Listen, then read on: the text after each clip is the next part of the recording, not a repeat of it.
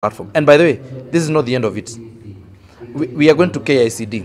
We are going to Kenya Institute of Curriculum Development. We are going to make education digital.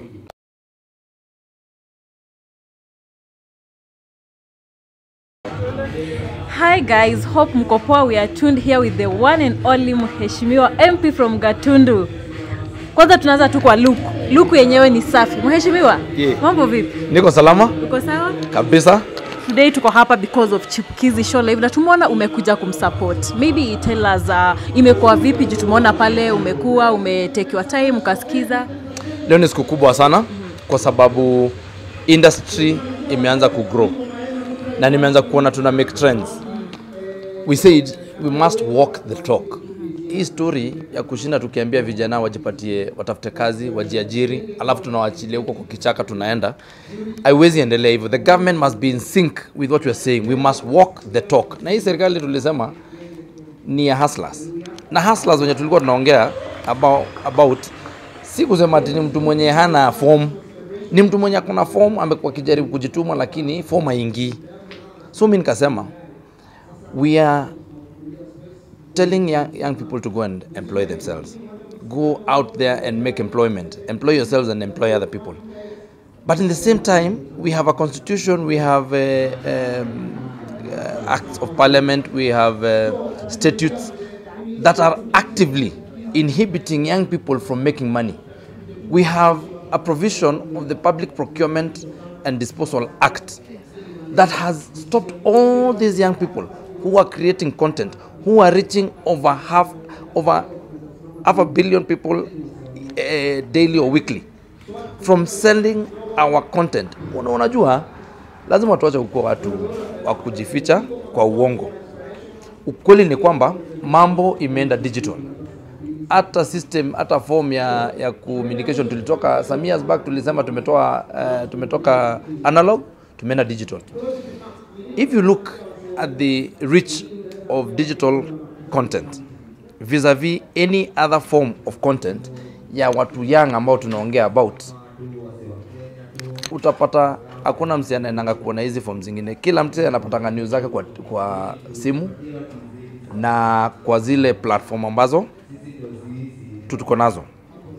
So I'm saying we must get to that platform. And by the way, this is not the end of it. We are going to KICD. We are going to Kenya Institute of Curriculum Development. We are going to make education digital. Tunakuja. Hizi apps zenye watu wengine wanasema zifungwe, hizi apps zinaitwa kina TikTok zenye watu wanasema zifungwe, mimi naenda kuziweka kwa KICD. Itakuwa ni lazima ukitoa curriculum, ikitoka app unaweka hapo. Because iko haja gani saa hizi unafundisha mtu kuendesha punda ati kwa sababu iko kwa curriculum na hakuna nani anaendanga na punda tena? So we must move. Siku hizi ukiangalia hata driving school kuna wakati ulikuwa uwezi kufundishwa driving school ati automatic lazima ujue manual. But there are people who will never drive a manual car, a stick shift. So it's the same thing. Kuna mtu kwa maisha yake saa hii hata hajasoma gazeti. I doubt my daughter will ever read the paper. And I have heard people saying, oh, you know, this social media is not legitimate. How do you get to know the legitimate truth? I tell them, go, bring those amendments, bring those proposals. We shall entrench them in law. These young people must get jobs. Na hakuna story ingine. There are no two ways about it. And tukitoka kwa hiyo, tumeenda digital, so we are saying we must create, na nyinyi, digital content creators. I invite you. Tuache kuona content as we have a country to build. And we have a culture to create. To create culture ya content ambayo ina make sense. By the way, wewe enda tu kwa TikTok yako, uone zile TikTok ukitapatana nazo za places kama India, places kama China, you will realize utapata msi anaonesha vile ya kucarve kitu, anaunda inakuwa poa. You know, some creative technical stuff. We can get there. But we can only get there if we stop vilifying our media content creators. Na tuwa embrace. Hatuwezi embrace hawa watu kwa kuchukua tax peke yake. Hatuwezi sema tax ya ukifanya. Kwani sisi tukitisha tax kuna mali tuliuza mtu unafanya content gani? Iko mtu amekuuliza kama ni nywele ulionesha ama ni kiatu ulitengeneza. So mbona ikikuja ati content ati sijui ni ya usiku, ile tax yenye tunaokota. Kuna mtu anasema ulimake pesa usiku ama mchana. Mbona watu wanasema ati usiku iko content nyingine sijui inakaa namna gani. If that content has its users, it is a society that is rotten. So stop blaming the platforms. Go and tell your children wasome Biblia. Watu wa digital content utaona wakianza kukwambia maneno ya Yakubu na Hagai na Sara na hao wengine na maneno ya Bilishiba. Watakuja hapo. Ukiwaambia tupeleke watoto maneno ya masomo, tutakuja hapo. So I'm saying, let us as the leadership embrace digital technology. It is the next frontier. It is our revolution. And if we don't embrace it, we shall be left behind like we have been left behind in many other revolutions in this world. Sasa mimi sitasimama hapa kama mbunge nione tukilose a whole generation kwa sababu ya sheria ambazo ni draconian. Kwa hivyo mimi na welcome nyinyi wote watu wa digital content creation. Mtu wako na simu yake na anajua anaweza kutengeneza content, akuje. You are most welcome to me. Yesu alisema wacheni watoto wakuje kwangu. Mimi nasema wacheni watu wa media wakuje kwangu. So ina maana mheshimiwa hausupport kuna nini imetolewa kuwa TikTok live ibaniwe. So you don't support that? Hakuna, TikTok live haiwezi baniwa. TikTok tunaendelea kufanya kazi. What we will do, we must be proactive. We must be ahead of the game. CA, kuna kitu inaitwa IA ama artificial intelligence. Sasa hizi mbona Facebook haina hizo? Si hata Facebook inakuanga na live. Mbona Facebook live haichomwi? Mbona hiyo haichomi? Mbona hiyo ni mzuri? Why is it TikTok? Why are we targeting a certain platform? Let it be mandatory for that platform. Na mimi najua rais walikaa na ule jamaa mwenye hiyo app na wakajadiliana. So what you're going to do is just create regulation. And that is not the work of the owners of the platform. It is their duty to conform to what we have said as a country. And it is our work as legislators to make laws that must be conformed with. Once we have done that, then we allow this. Can you imagine banning a whole country from access to TikTok? Do you know how many people you'll be sending home? In a country like this that is suffering already. Do you know these are the only employers who are out of this country? We have already killed all the physical employers who are sitting in these countries. Now we want to kill even the ones who are sitting in other countries and offering employment to our youth. How myopic would we be? How short-sighted of us? We cannot do that. We must allow people to. Any other app that comes into this country is most welcome. Any other app that is able to reach people and that is interacting with people and the youth like it, and the people who, and it is not just for the youth. Even my mother, who is now 80, is on TikTok. She's on Facebook. Ako WhatsApp. Sasa, unataka madhe aje kuona TikTok aenda wapi? Na amezeeka anakula pesa yake uzee pole pole. No. Any other app that is able to expand our digital communication space must, is, and will be welcome in this country. Hiyo maneno ya banning kabisa cannot even be discussed. Hiyo story, I will be in that parliament. And I know you have heard my voice even on the day it was brought, even before it was tabled for discussion. The day the memorandum and the petition was read by the speaker, I stood and said it cannot happen. Those are the apps that we use to reach our people. And we must be agile. We must be forward moving. We must move with the people. We cannot want to sit here and want to communicate to our children because at this jui enzi zenu mlikuwa hamuna WhatsApp. Ati sasa sisi tusiongee kwa WhatsApp. Hapana. We must be agile and we must accept the technology is here with us and it is here to last. Hakuna mahali itaenda. The only thing that can happen is that more and more apps will come.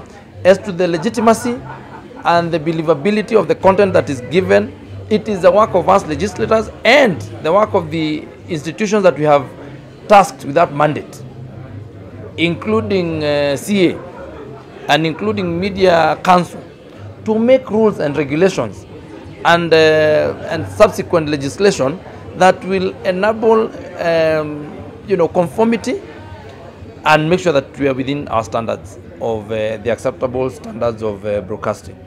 That is all. All right, Mheshimiwa, you as a big supporter of talents and creatives in this country, we have Talanta Hela initiative that is under the CS Ababu Namwamba. What are your thoughts about what he has done so far to the talents of this country? You know, Talanta Hela is a huge idea. It's bigger than a lot of us think. But I have a feeling that we have done it some disservice, or the CS has done it a disservice. But I don't want to be very harsh on him, because he came to Parliament and we discussed it, and we told him that we feel that he's behind schedule, and that the speed with which the president had intended to move when he was launching it, he has not achieved. So I would urge him to move with speed, to be at par with the expectations of the public, with the expectations of the government, with the expectations of the president. Once he has done that, the president is behind us. The president is with us on this walk of expanding the digital economy. That is why we are creating digital hotspots in my constituency, 15 of them, with the ministry and with the help of the president and the CS. That's why we are making all TVETs institutes and centers for economic for digital economy. Kwa hivyo hiyo maneno ya Talanta Hela kidogo imezembea, lakini sitaki kumpiga sana yule CS kwa sababu walipata kipigo pale bungeni na muliona. I want to give him time to exercise what we told him to do. Alafu hapo akirudi bungeni tena tupate kwamba hajafikia yale mambo ambayo tulitarajia wakati ule, basi tutaketi na nadhani tutachukua hatua ambazo tumepatiwa kisheria, na hakuna nafasi, there is no space at all in this government for lethargy. There is no space for restlessness. There is no space for mediocrity in this government. If you're mediocre, go practice it somewhere else, not in this government. All right, Mheshimiwa, we are aware that Jalango recently has been expelled from the ODM democratic movement, yeah? So we'd like to get your comments on that, because he's supporting the sitting-in government. You know, this issue of movement of party, well, it is in our constitution. But at times I ask myself, why is it that if we were to take an unpopular stand that the government or the executive brings to Parliament, we being on the government side, the people of Kenya would say that Sisi, oh, you know, we are mediocre, we are just, we have no teeth, we are just stooges. Why is it that when someone takes a stand that is against a party, why do you feel threatened? If you're the party leader, why is, if Jalango is really such a small thing, why are you threatened by his presence? Why are you responding to a mosquito bite with a hammer? Why are you taking a mallet? Huwezi chukua bunduki ati kuna mosquito. Jalango is well within his right to support what he thinks is good for his people. They elected him. They gave him the mandate to exercise his legislative and representation power, and I think he's well within. So hii chama ya ODM wawache hiyo mambo ya, although hakuna chama ya ODM, there is only Raila Odinga, and Raila Odinga has not addressed himself to that story. So Jalango is still a member of that party as far as I am concerned, until Baba talks. Na Baba hajasema kitu. Ama iko namna gani? Kwani hakuna kitu inaitwa ODM, hata nyinyi mnajua. There is only Baba. Na Baba hajasema. Kwa hivyo Jalango ako sawa, ako ODM na ako imara.